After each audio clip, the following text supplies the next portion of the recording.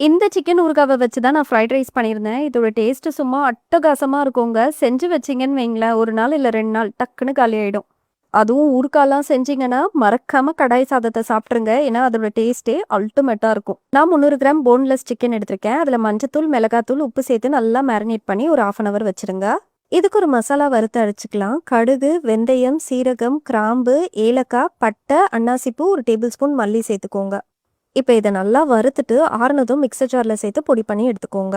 பேன்ல 1/4 cup நல்லெண்ணெய் சேர்த்துக்கோங்க. இப்ப மேரினேட் பண்ணி வச்சிருக்க சிக்கன சேர்த்து நல்லா வறுத்துக்கோங்க. நல்லா பொறுமையா குக் பண்ணுங்க. சிக்கன் நல்லா கிரிஸ்பியா சூப்பரா ரெடி ஆனதும் எடுத்து ஒரு பிளேட்ல ட்ரான்ஸ்ஃபர் பண்ணி வச்சுக்கோங்க. இப்ப திரும்பவும் 1/4 கப் நல்லெண்ணெய் சேர்த்துட்டு 2 டேபிள் ஸ்பூன் இஞ்சி பூண்டு பேஸ்ட் சேர்த்து நல்லா வதக்கி குடுங்க.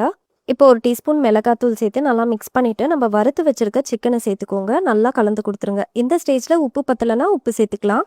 இப்ப நம்ம வறுத்து அரைச்ச பொடிய இதோட சேர்த்து நல்லா மிக்ஸ் பண்ணி குடுத்துருங்க. 2 நிமிஷம் ஹை ஃப்ளேம்லயே கலந்து குடுத்துட்டு 2 லெமனோட ஜூஸ இது கூட நான் சேர்த்துக்க போறேன். அவ்வளோதாங்க. கலந்துட்டு ஸ்டவ் ஆஃப் பண்ணிடுங்க. அல்டிமேட்டா இருக்கும். என்ஜாய் பண்ணுங்க.